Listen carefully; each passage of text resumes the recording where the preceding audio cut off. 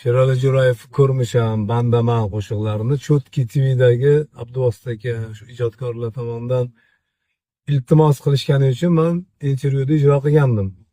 Va 1 soat ham turmadi, ular oldirib tashlashdi, lekin hozir Adliya vazirligidan chaqirib ishimiz sudga oshibdi shu ashulalarni ijro qilganim uchun.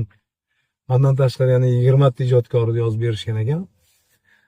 Bu qanchalik to'g'ri deb o'ylaysizlar? Bitta insonni bir o'tgan kunida xotirlab, yaxshi gaplar gapirib, ustoz deb qo'ysangizda va sizni sudga berishsa. Men hech qachon shular to'g'risida yomon gap gapirmagandim shu kungacha.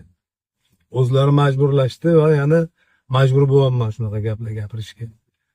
Endi agar mumkin bo'lmasa men o'zim talqinimda kuylayman. Bahora yo Mudir Dag'iy va Sardor Mamadaliyev YouTube kanalida hoziroq kirib ko'rishingiz mumkin, tayyor klipi bilan. Agar arizani qaytarib olishsa, olishmasa men bir boshidan hammasini kuylayman. Sherali Jo'rayev muxlislari mendan xafa bo'lmaysizlar. Bular shunga majburlashyapti. 20 ta ijodkor turibdi yana sud eshigida.